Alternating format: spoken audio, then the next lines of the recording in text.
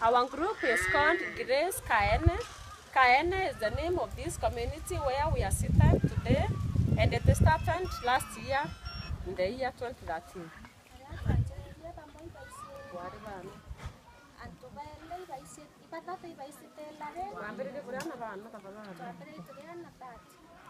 They started with that OVC households.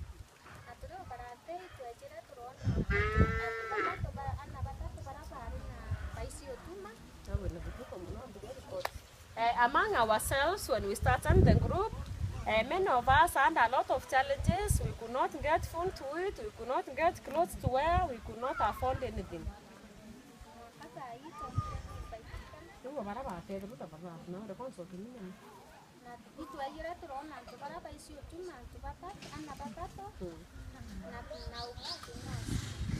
Among ourselves, some of us had different skills.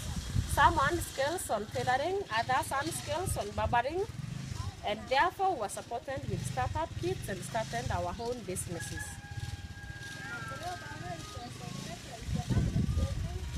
Some of us also had interest in joining different vocational trainings.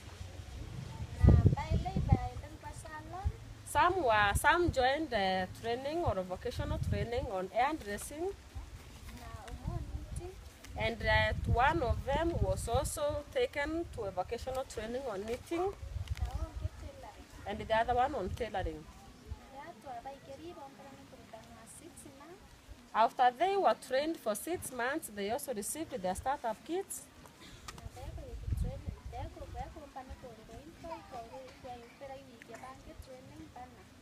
They received their startup kits and started running their own businesses.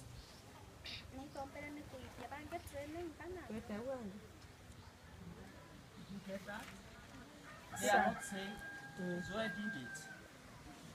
She is saying we, as the group, we trained 4 others on hair salon, on tailoring.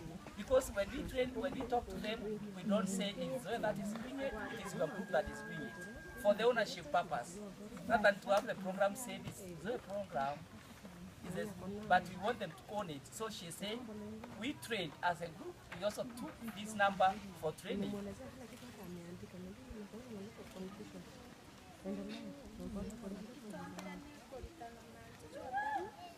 Therefore, we were trained on health and hygiene, simple techniques.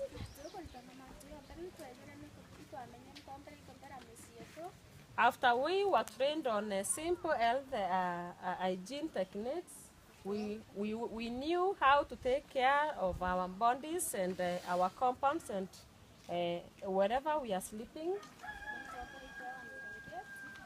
Therefore, there were some standards which were set for each and every working group, like construction of the utensil racks and cleaning their homes. And after they met those standards, they were rewarded using 2 blankets and 2 mosquito nets.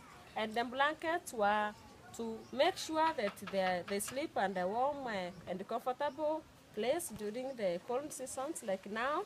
And the mosquito nets were meant to cover them and to protect them against having been bitten by the mosquitoes, which can cause malaria to these kids.